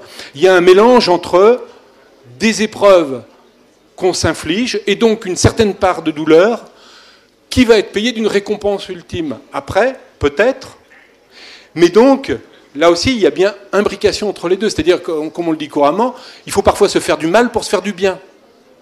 Et une vraie récompense de plaisir se paye parfois au prix d'une souffrance antérieure. Donc vous voyez que c'est ambigu, cette notion de bonheur. Deuxièmement, on peut retenir quand même que le bonheur idéal, total, universel, c'est une illusion. Voltaire disait « il n'y a pas de bonheur, il n'y a que des instants de bonheur ». Alors peut-être quand même qu'il y a des gens, et c'est la troisième conclusion, qui sont plus heureux que des autres, parce qu'il y a des conditions quand même assez robustes au bonheur. On en a vu certaines qui sont peut-être de nature biologique ou évolutive. Et puis il y en a d'autres qui sont liées aux conditions sociales, le niveau de revenu, les croyances religieuses, le travail, la vie en couple. Et puis, est-ce qu'il existe un apprentissage du bonheur ? Personnellement, je serais plus sceptique. Je dirais que les philosophes, ils nous ont appris plutôt à supporter la souffrance. Mais pour l'expérience que j'en ai, parce que j'en connais un certain nombre de philosophes du bonheur qui vendent plein de livres sur des recettes du bonheur, j'en connais aucun qui est heureux. Personnellement, j'en connais aucun. Je connais Michel Onfray, je connais Christophe André, je connais ça. C'est tous des gens qui mènent des combats. D'ailleurs, quand on écrit 2 livres par an et qu'on se mène un combat, ça, c'est que... Bon, mais ça, c'est une autre question. J'aurais pas dû m'embarquer là-dessus, de dénoncer les collègues. En plus, vous m'avez dit que ça allait passer sur Internet. Ça fait rien. L'accomplissement est un point important. Oh, puis je vais arrêter là. Hein. Ouais, je vais arrêter là.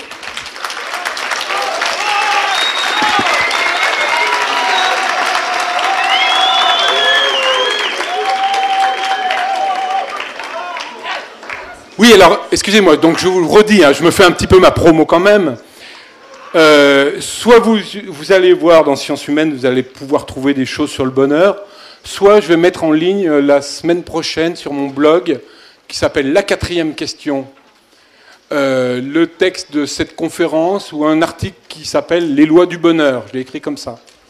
Pourquoi la 4e question? C'est le nom de mon blog. Et là encore, je vous donne un petit truc à glisser dans vos devoirs de philosophie si vous en avez un à faire sur le bonheur. Emmanuel Kant disait que toute la philosophie, toute l'histoire de la philosophie se résumait à 4 questions.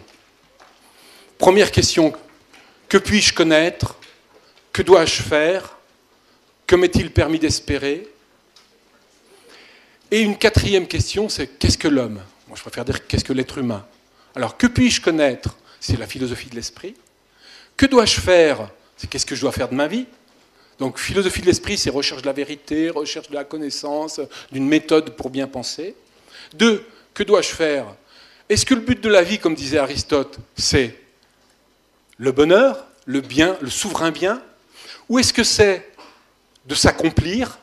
On l'a vu à l'instant, s'accomplir, réaliser quelque chose, ce n'est pas forcément toujours synonyme de bonheur. On peut se fixer des objectifs dans la vie, juger faire des choses importantes dans le domaine musical, créatif, artistique, architectural, politique, qui ne sont pas forcément du bonheur personnel, mais qu'on juge important. Un 3e objectif de la vie, c'est d'être quelqu'un de bien. C'était le but de Emmanuel Kant qui disait non, non, non, le but de l'être humain, ce n'est pas d'être heureux, c'est de faire le bien. Et si j'avais eu le temps de parler de l'histoire du bonheur, j'aurais expliqué que finalement c'est une idée nouvelle.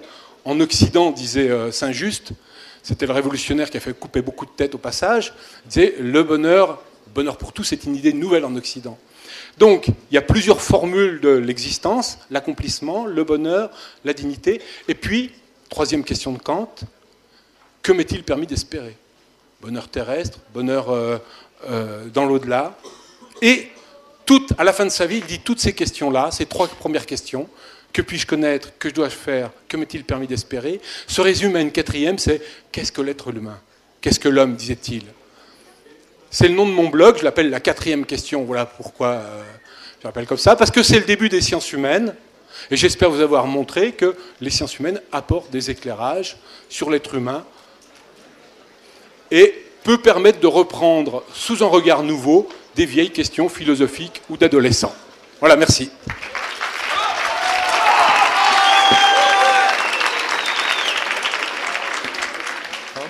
Merci à toi, en tout cas, de ce très beau panorama qui va effectivement être après repris, et approfondi et décliné donc, dans les différentes journées. Bon, c'est s'éclater, c'est rechercher c'est la fureur de vivre. Est-ce que, par exemple, le bonheur, ce serait ça? Ce serait chercher à tout prix le maximum de plaisir matériel à travers la nourriture, le sexe, la fête, les amis, bref.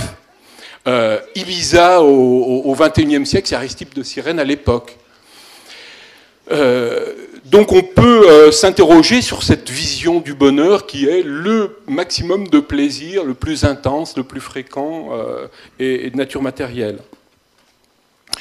Alors, cette vision de la philosophie, je vous dis, donc, elle a une inscription très contemporaine hein, dans la fureur de vivre.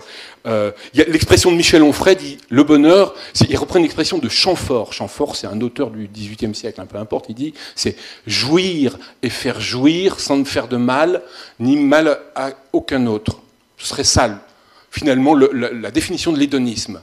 Jouir et faire jouir sans me faire de mal, ni faire de mal à aucun autre. Est-ce que c'est tenable? On peut se poser la question, est-ce que c'est tenable comme mode de vie? Parce que, par exemple, nous sommes dans des sociétés où justement on a beaucoup de sollicitations, on a une capacité de pouvoir avoir des plaisirs matériels en abondance. Et ça aboutit à un paradoxe quand même, qui est celui que le plaisir, quand il est trop intense, quand il est trop fréquent, il va créer des phénomènes d'addiction, dont on reparlera plus tard au cours de ce cycle.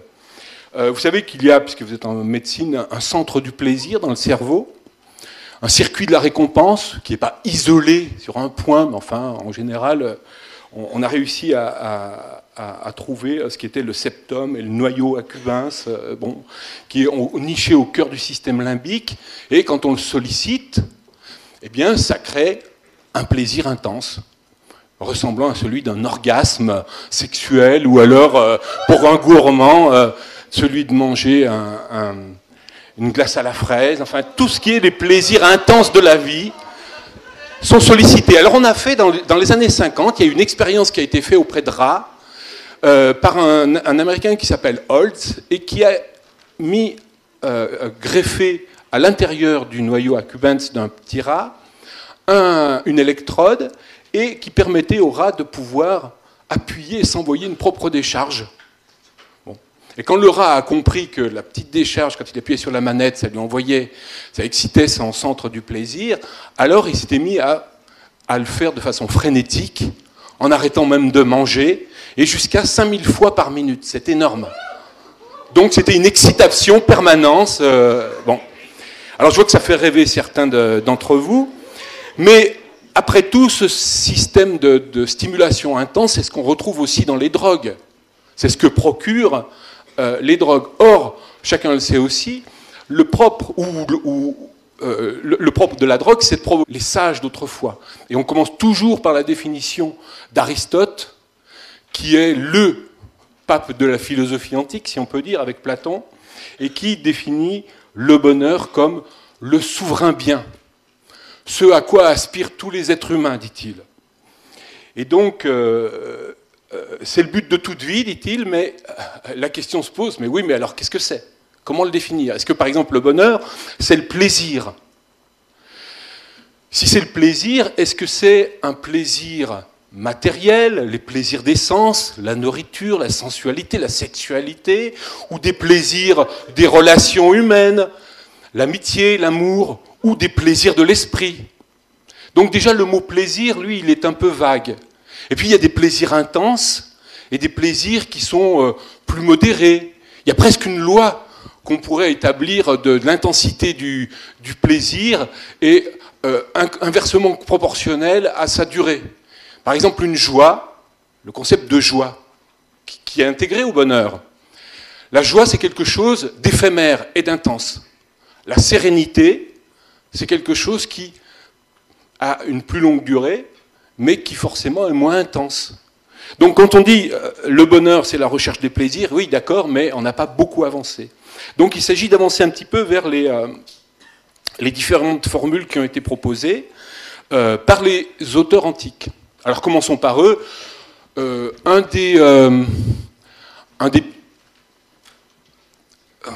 des courants les plus principaux de la philosophie antique à propos du bonheur, c'est ce qu'on appelle l'hédonisme. Donc la recherche des plaisirs. La définition première de l'hédonisme, un des principaux représentants de l'hédonisme, alors il y en a plusieurs, il y a Épicure, on va en parler, mais il y en a un autre qui est un peu moins connu, qui s'appelle Aristippe de Cyrène. Un beau nom, hein, ça a de la gueule, Aristippe de Cyrène. C'est un philosophe dont on sait peu de choses. Il a vécu à Cyrène, aujourd'hui c'est en Libye. C'était un élève de Socrate, l'autre grand monument de la pensée classique. Et il était tenant de cette théorie hédoniste de base qui consiste à dire être heureux, c'est rechercher les plaisirs. Rechercher les plaisirs d'ici-bas. Donc les plaisirs, on pourrait dire charnels, plaisirs matériels, la nourriture, la sensualité. Alors, on peut conjecturer d'ailleurs beaucoup de choses sur ce que disait Aristippe de Cyrène, parce qu'en fait on n'a aucun de ses textes. On le connaît de façon indirecte par des commentateurs qui ont parlé de lui. Aujourd'hui, un des représentants d'Aristippe de Cyrène, c'est M. Michel Onfray, philosophe dont vous avez entendu parler, très médiatique, et c'est en quelque sorte son maître à penser, Aristippe de Cyrène. Alors, mais qu'est-ce que ça veut dire recherche des plaisirs? Par exemple, on en a une expression aujourd'hui très contemporaine quand on dit que le plaisir, c'est s'éclater. Très bien. Comme je vous le disais donc précédemment, on va terminer cette matinée donc avec une conférence inaugurale donc qui vous est présentée ce matin donc par Monsieur Jean-François Dortier, qu'on a vraiment le plaisir et l'immense honneur d'accueillir. Donc Jean-François Dortier.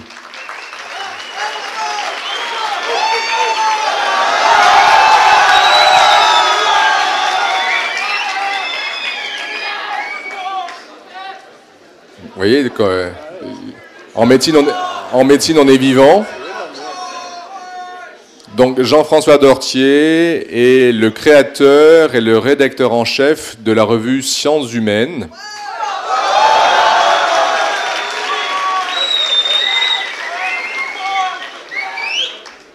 Dont il prendra peut-être le soin de vous en parler donc quelques instants.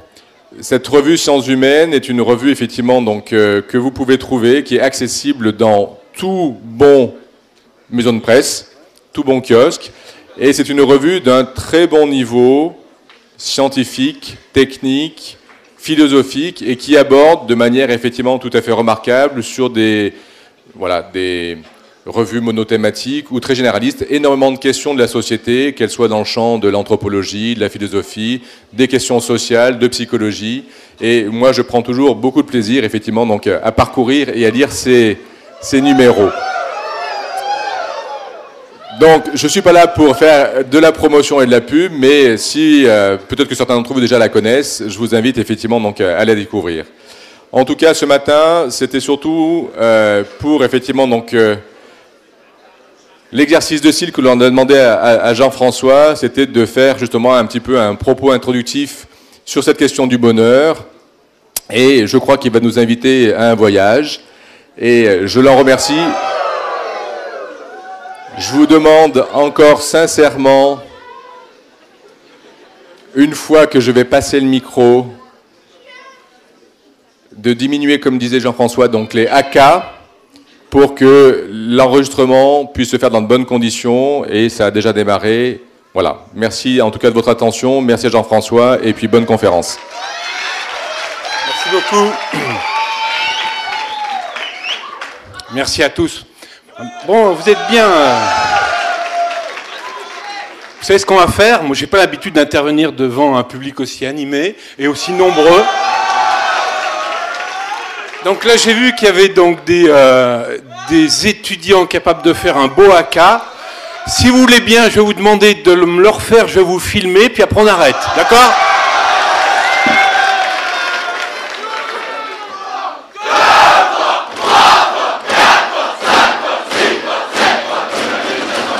Un plaisir intense, mais de provoquer aussi une addiction. Et de provoquer une sorte de gueule de bois une fois que c'est terminé. Donc en quelque sorte, on devient dépendant de ce plaisir intense, on y est enchaîné, et comme le montrent ensuite la plupart des expériences des drogués, peu à peu, la courbe du plaisir diminue, la dépendance augmente, la liberté de choix de le faire diminue, la dépendance augmente. De sorte qu'au bout de quelques temps, outre le côté un peu épave de la personne qui devient dépendante aux drogues dures, aux drogues intenses, il s'habitue, parce qu'il y a un phénomène d'habituation du cerveau, qui fait que le plaisir devient de moins en moins intense, et la douleur, la souffrance du manque, elle, augmente. Et les raisons pour lesquelles on s'était mis à se droguer, c'est-à-dire trouver du plaisir et la liberté, souvent, qui était celle de l'interdit, devient, au bout d'un moment, les raisons qui nous cherchent à nous faire quitter la dépendance, parce qu'on a perdu toute liberté et on a perdu le plaisir. Par contre, la souffrance s'est mise à augmenter. En gros, c'est le phénomène de la gueule de bois aussi. Hein. Vous faites un grand plaisir en soirée, vous buvez beaucoup, et le lendemain, vous avez mal au crâne. Donc, l'idée du plaisir intense, de la fureur de vivre, ça fonctionne un peu comme, sans doute, sur une période limitée de l'existence, dans des périodes bohèmes, ou peut-être sur une soirée, ou quelque temps. Mais ça peut difficilement être un mode de vie en permanence. Et cette définition du bonheur, donc, elle est peu crédible, à mon avis. Donc, il y a eu d'autres auteurs qui ont cherché une définition un peu plus, on va dire, mesurée ou modérée du plaisir. Et je pense notamment à Épicure.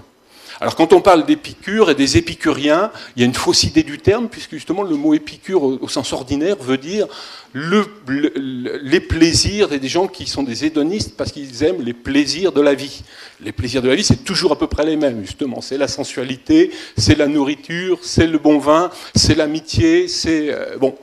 Alors, Épicure, qui vivait vers le IVe siècle avant Jésus-Christ, avait créé à Athènes un jardin d'Épicure. Alors le jardin d'Épicure, c'était un peu comme... C'était une école philosophique. À l'époque, on faisait des écoles philosophiques. Hein, c'était des gourous qui rassemblaient leurs étudiants. Et donc, dans ce jardin d'Épicure, on y cultivait les plaisirs modérés de la vie. C'est-à-dire qu'Épicure nous dit, bien sûr, le but de la vie, c'est le bonheur, c'est le plaisir, mais il faut distinguer les désirs. Et pour avoir le plaisir, il faut satisfaire un désir. Mais il y a les désirs qui sont naturels et ceux qui ne le sont pas. Il y en a qui sont nécessaires et d'autres qui ne le sont pas. Donc, par exemple, en matière de nourriture, pour être très concret, c'est pas d'être un fin gourmet qui est important, mais d'apprendre une nourriture saine. C'est d'apprendre à apprécier les choses simples. Ça nous parle aujourd'hui parce que c'est un peu... En gros, il faut manger bio. Hein, si Épicure...